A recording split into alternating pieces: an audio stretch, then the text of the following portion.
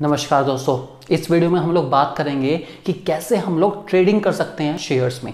बात करते हैं ट्रेडिंग प्रोसीजर की, जो कि बहुत इंपॉर्टेंट टॉपिक है हमारे पास फाइनेंशियल मार्केट का। इसके बारे में जानते हैं। इस ट्रेडिंग प्रोसीजर को जानने के लिए दोस्तों हमारे पास जो सबसे पहला पॉइंट आता है उस पॉइंट का नाम है हमारे पास सिलेक्शन ऑफ ब्रोकर। सबसे पहले आपको एक ब्रोकर सेलेक्ट करना पड़ेगा। इस बात को ध्यान रख के चलिए कि जो ब्रोकर होना चाहिए वो सेबी से रजिस्टर्ड होना चाहिए। इस बात को ध्यान रख के चलना आपको। ये जो ब्रोकर हो सकता है दोस्तों, एक इंडिविजुअल हो सकता है, एक कॉर्पोरेट बॉडी हो सकती है और एक कोई फर्म भी हो सकती है जो कि सेबी से रजिस्टर्ड है और लोगों का पैसा शेयर्स में इन्वेस्ट करने में उनकी हेल्प करती है। इसी को कहते हैं दोस्तों हम लोग ब्रोकर।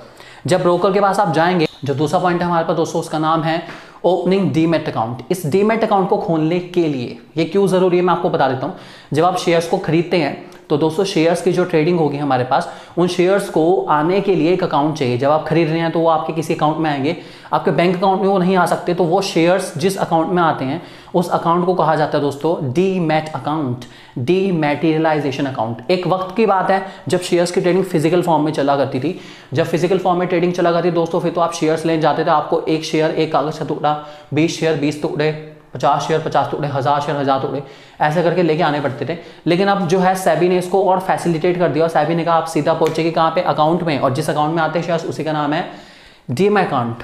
डीमैट अकाउंट खुलवाने के लिए आपको पैन कार्ड दिखाना जरूरी है। बिना पैन कार्ड के आपका डीमैट अकाउंट खुलने वाला नहीं है। इस बात को ध्यान रख के चलना आपको कि ये सबसे मैंडेटरी डिटेल है डीमैट अकाउंट खुलवाने के लिए।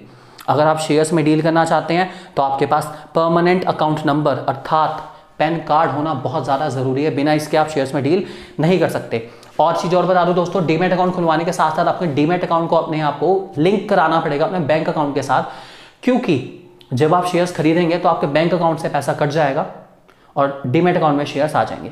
और जब आप शेयर्स बेचेंगे तो आपके डीमैट अकाउंट में से शेयर्स को डेबिट कर लिया जाएगा और आपके बैंक अकाउंट में जो अमाउंट है, जो पैसा आपने बेचने पर कमाया है या जो पैसा बेचने पर आया, उसको क्रेडिट कर दिया जाएगा।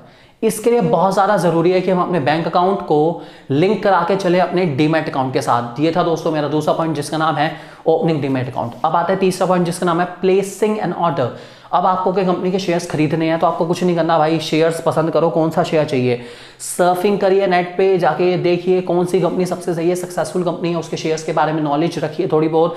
उन शेयर्स का प्राइस देखिए कि 52 वीक लो क्या है, 52 वीक हाई क्या है, ओवरऑल सक्सेस उस कंपनी की कैसी रही है।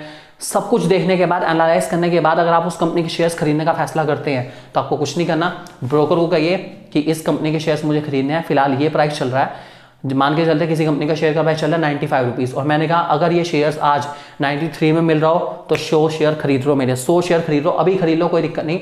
93 का मिल रहा है तो 100 शेयर खरीद लो, कोई दिक्कत नहीं, ठीक है, कोई बात नहीं। शेयर ने कहा ठीक है भाई कोई बात नहीं, खरीद लेंगे, कोई प्रॉब्लम वाली बात नहीं है। ब्रोकर ने जो है बिडिंग कर दी 93 के हिसाब से। अगर वो 93 में आता है, नीचे गिरता गिरता 93 आता है तो आपके 100 शेयर खरीद लिए गए भाई, टेंशन मत लेना बिल्कुल, 100 शेयर आपके खरीद लिए। इसी का नाम है प्लेसिंग एन ऑर्डर। अगला पॉइंट हमारे पास दोस्त आते हैं जिसका नाम है executing an order. Executing order में क्या होगा, पेपर वर्क, डॉक्यूमेंट्स बनाए जाएंगे कि आपने ये वाला शेयर खरीदा है, इस समय पर खरीदा है, इतने रुपए पर खरीदा है और इस शेयर को खरीदने में आपको जो ब्रोकर है उसको कितने % की कमीशन देनी पड़ रही है। इस सब का एक डॉक्यूमेंट बनाना पड़ता है दोस्तों, इसी का नाम है एग्जीक्यूटिंग ऑर्डर। इस डॉक्यूमेंट को आपको साइन करना पड़ेगा।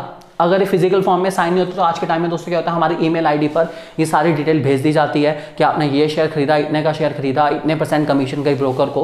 ये सब डिटेल ब्रोकर के पास ऑटोमेटिकली पहुंच जाएगी और वो आगे मुझे सेंड कर देगा और मेरे पास ये सारी इन्फॉर्मेशन आ गई ऑटोमेटिकली, ठीक है। तो ब्रोकर ने जो इन्फॉर्मेशन बनाई है ये मेरे पास पहुंच जाएगी और ये इन्फॉर्मेशन मैं संभाल के रखना चाहूँ तो रख सकता हूँ। इसी का नाम है दोस्तों एग्जीक्यूटिंग ऑर्डर। उसके बाद हमारे पास लास्ट पॉइंट आता है जिसका नाम है सेटलमेंट। सेटलमेंट मीन्स देखिए शेयर्स तो हमने खरीद लिए लेकिन अब तक उसका पैसा नहीं गया, तो इसको हम क्या कर सकते हैं, अगर चाहें तो हम उसके सेटलमेंट के लिए टाइम ले सकते हैं। हमारे पास जो T+2 सेटलमेंट है NSE का, वो कहता है आपने शेयर्स खरीद लिए, बहुत अच्छी बात है, लेकिन आपके डीमैट अकाउंट में वो शेयर्स पहुंचने में टाइम लगता है, 2 दिन का लग सकता है समय। उससे पहले आपको उसका पैसा देना पड़ेगा। तो आपको क्या करना है, अपने बैंक अकाउंट में से जो है पैसा दे दीजिए। आप एक लिंक पे जाके पैसा सेंड कर सकते हैं, चेक के थ्रू पैसा सेंड कर सकते हैं और ब्रोकर जो है ब्रोकरेज फर्म है उसका पैसा पहुंच जाएगा, वो आगे जमा करा देगी इस पैसे को, कमीशन समेत जो भी हमने देना था कमीशन उसकी दे दी हमने साथ साथ। तो इसके थ्रू जो है हम अपनी सेटलमेंट कर सकते हैं। अगर आप इंट्राडे ट्रेडिंग करते हैं तो आपके पास एक लिमिट होती है, आप उसमें आराम से जो है आपने अकाउंट खुलवा रखा है, लिमिट ले रखी है, उसके अकॉर्डिंग आप जितना खरीदना चाहे खरीद सकते हैं, कोई दिक्कत नहीं, सेटलमेंट करने की प्रॉब्लम नहीं रहेगी। आप चाहें तो फॉरवर्ड सेटलमेंट कर सकते हैं जिसमें आप 5 दिन से लेकर 7 दिन का समय ले सकते हैं, मार्जिन ले सकते हैं शेयर्स को बेचने के लिए, और आपको पैसा जमा कराने की जरूरत नहीं है। आप 5 दिन तक शेयर रखिए, 7 दिन तक शेयर रखिए, और बीच में अगर बेचना चाहें 5-7 दिन के बीच में आपको लगता है कि सही वैल्यू मिल रही है, बेच दो, और जो प्रॉफिट का मार्जिन होगा वो आपको मिल जाएगा ऑटोमेटिकली। ये हमारी थी फॉरवर्ड सेटलमेंट। तो ये सेटलमेंट हमारी हो सकती है शेयर मार्केट में। इसके कुछ पॉइंट्स हैं, मैं आपको बताया, ये हमारे जो हैं बहुत इंपॉर्टेंट है trading procedure in stock exchange. ये पॉइंट्स आपको नजर आ रहे हैं, इसको एक बार अच्छे से पढ़ लीजिएगा आप लोग। उम्मीद करता हूं आपको टॉपिक समझ आ गया दोस्तों। Thank you very much.